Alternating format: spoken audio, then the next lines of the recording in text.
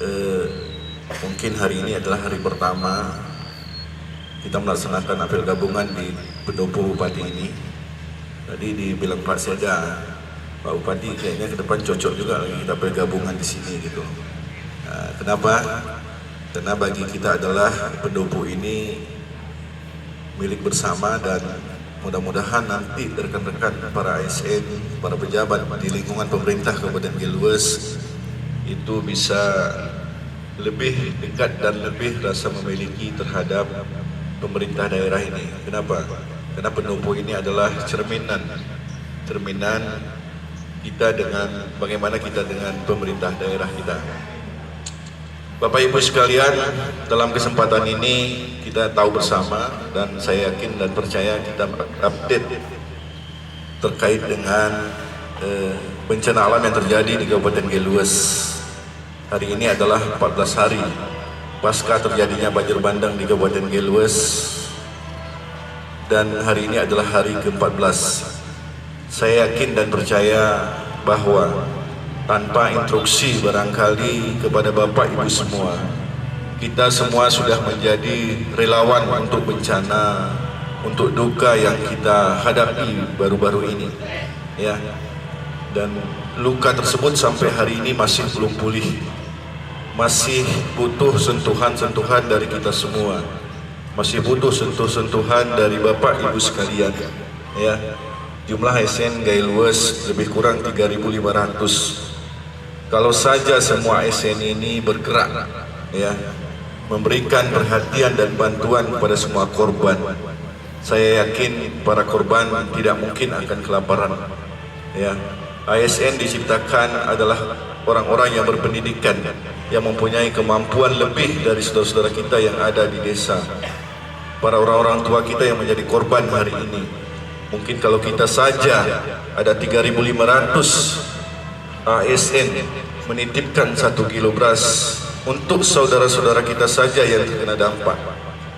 Nah, jangan menunggu semuanya harus dari posko, semuanya harus relawan yang menggotong beras sehingga beras itu baru sampai ke masyarakat kita yang terkena dampak, ya. Untuk itu saya berharap dalam kesempatan ini Bapak Ibu para kepala SKPK dan seluruh jajaran seluruh ASN di Kabupaten Gilues, mudah-mudahan kita sudah berbuat, dan saya ucapkan terima kasih yang setinggi-tingginya. Tetapi untuk pola yang lebih bagus lagi barangkali Pak Seda, mari kita titiplah, ya, ASN kembali ke desa ASN, karena saya yakin hampir semua kecamatan kita memiliki ASN, ya. Mari kita menjadi relawan untuk di kecamatan kita masing-masing, ya. Mudah-mudahan kita mendapatkan informasi Bapak Ibu sekalian dari desa-desa yang hari ini masih belum bisa kita jangkau. Coba bayangkan 14 hari pasca bencana itu kita masih ada desa yang belum kita jangkau. Nah, mereka harus menjemput dari saudara kita di Pining, Pasir Putih, Lesten. Mereka harus menjemput berasnya berjalan kaki dari Kampung Uring, bayangin. Kemudian ke Kampung Uring kita juga sudah dibantu oleh relawan dari jajaran TNI dan Polri, Satpol PP, kemudian dan relawan-relawan yang lain. Kita antar beras ke Kampung Uring, kemudian mereka dari Pining berjalan kaki ke Uring, dari Uring mereka menggotong beras ke kampungnya masing-masing. Ini kondisi ini bisa nggak kita bayangkan kalau kita yang menjadi korban pada saat ini, Bapak Ibu sekalian. Begitu juga halnya dengan Kecamatan Putri Betung, ya. Kecamatan Putri Betung hari ini kita jalan nasional Putri Betung menuju Aceh Tenggara dan Sumatera Utara itu masih putus total, sehingga logistik kita hari ini kita masukkan dari jalur Abdia, dan itu juga sangat sulit, harus menggunakan mobil khusus, ya, baru bisa sampai di Kabupaten Gilues ini. Itu yang pertama Bapak Ibu sekalian, mudah-mudahan bisa menjadi perhatian kita. Kemudian dalam kesempatan ini juga perlu kami sampaikan bahwa dalam beberapa hari ini kita sudah pernah dikunjungi oleh beberapa pejabat kementerian, lembaga dan kementerian. Tentunya ini adalah bentuk dan upaya pemerintah pusat memberikan perhatian kepada Kabupaten Gelues. Kenapa agak terlambat Bapak Ibu sekalian? Ketika kejadian bencana banjir bandang yang terjadi di Kabupaten Gelues, itu kan kita tahu semua dan kita semua merasakan dampak yang nyata, ya. Listrik putus, kemudian jaringan putus total, sehingga kita tidak bisa memberikan laporan ke pihak BNPB, pihak pusat dan provinsi. Setelah 3 hari barangkali di TV One kita baru ada disonding Bapak Ibu sekalian oleh kontributor yang ada di Aceh Tenggara, ya. Itu pun saya telepon, saya minta tolong, saya kecewa juga sama mereka. Apakah Gelues ini bukan bagian dari Indonesia sehingga kalian tidak memberitakan tentang kondisi Gelues hari ini? Setelah itu baru beliau, saya kirim video, semua kirim video, kirim foto kejadian, kirim data secara bertahap.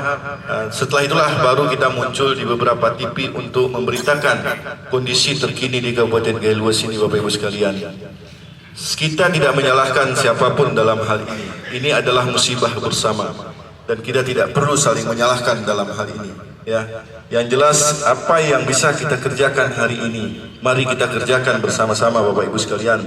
Tidak perlu menunggu instruksi, karena kita ini adalah ASN yang notabene adalah sebagai pelayan masyarakat. Pelayan masyarakat. Tidak perlu kita menunggu instruksi, tidak perlu kita menunggu surat dari bupati, dari sekda, dari wakil bupati. Tetapi Bapak Ibu sekalian, yang namanya darurat, apa yang bisa kita kerjakan saat itu harus kita kerjakan untuk memberikan pelayanan kepada masyarakat kita yang terkena dampak. Kemudian hari ini juga Bapak Ibu sekalian, karena 14 hari sudah kita terkurung, tentunya hari ini yang kita perhatikan tidak hanya yang rumahnya hanyut, tidak hanya yang menjadi korban, tetapi seluruh masyarakat Kabupaten Gelues hari ini harus kita perhatikan. Semuanya sudah mengalami dampak dari bencana banjir bandang ini. Ya, untuk itu sekali lagi saya tekankan di sini, mari kita pantau, mari kita awasi para keluarga kita yang ada di desa, yang ada di kecamatan. Pastikan saudara kita masing-masing itu tidak kelaparan Bapak Ibu sekalian. Baru-baru ini kita juga mendapat kunjungan dari Menko Pemberdayaan Desa Bapak Muhaimin Iskandar. Mudah-mudahan kemudian saat itu juga didampingi oleh anggota DPR RI, Ketua Komisi 8 yang membawahi langsung BNPB. Saya dan Pak Seda, Pak Wakil, sudah menitipkan sama beliau. Mudah-mudahan Gelues ini bisa diperhatikan khusus. Hari ini ada 3.000 rumah yang rusak berat, tidak bisa dimanfaatkan lagi oleh saudara kita, dan sebagian besar dari rumah tersebut hanyut, tergerus dibawa oleh dahsyatnya arus banjir bandang yang baru saja terjadi ini. Untuk itu saya sudah sampaikan kepada Pak Menko bahwa kita tidak butuh rumah hunian sementara atau hunian sementara atau mungkin tempat pengungsian kalau dulu hunian sementara, tetapi kita sudah sampaikan Bapak Ibu sekalian, yang kita butuhkan adalah membangun rumah kembali bagi masyarakat kita yang rumahnya hari ini sudah tiada-ada, yang rumahnya hari ini sudah tidak dapat difungsikan kembali. Kenapa? Karena kalau yang namanya hunian sementara itu biasanya tidak menyelesaikan masalah, ya. Kemudian dalam kesempatan ini juga Bapak Ibu sekalian, mari sama-sama kita sosialisasikan kepada seluruh masyarakat kita, terutama khususnya masyarakat kita yang tinggal di bantaran sungai, ya. Memang itu adalah salah satu ciri khas dan karakter masyarakat Kabupaten Gelues, karena mungkin zaman dulu transportasi yang dapat digunakan satu-satunya hanya perahu, hanya melalui jalur sungai, sehingga mereka membuat desanya di pinggir-pinggir sungai. Tetapi kondisi hari ini Bapak Ibu sekalian itu berbeda, ya. Ternyata saudara-saudara kita yang tinggal di pinggiran sungai, itu desa yang tinggal di pinggiran sungai, itu hari ini sudah tidak nyaman. Sudah tidak nyaman. Bencana secara rutin terus terjadi, ya. Terlalu besar pembiayaan kita yang kita berikan untuk rehabilitasi dan rekonstruksi desa-desa yang di pinggir sungai tersebut. Untuk itu dalam kesempatan ini kita selaku ASN Bapak Ibu sekalian, mari kita sosialisasikan kepada seluruh masyarakat Gaya Luas khususnya yang desanya ada di bantaran sungai. Ini secara perlahan saya sudah sampaikan dalam rapat Forkopimda bahwa desa tersebut harus direlokasi Bapak Ibu sekalian. Kita harus mencarikan lokasi-lokasi yang lebih nyaman untuk masyarakat kita, sehingga tidak ini saja yang menjadi urusan kita. Ini kan kita khawatir nanti 3 tahun, 5 tahun, 10 tahun ke depan kejadian yang sama terjadi lagi, sehingga ini akan menjadi rutinitas kita yang sia-sia, ya, rutinitas uang yang sia-sia yang seharusnya masyarakat tersebut bisa kita relokasi ke daerah yang nyaman, seperti Kampung Pasir dan Uyam Riring Bapak Ibu sekalian. Mungkin 80% Kampung Pasir itu rumah hanyut tergerus oleh banjir bandang. Jadi kan tidak mungkin kita masih membangun rumah masyarakat kita di lokasi tersebut. Begitu juga halnya dengan Uyam Riring, dan begitu juga halnya dengan Remukut, Tetinggi, kemudian di Kecamatan Puter Betung ada beberapa dusun seperti Tetumpun dan Atu Sepit.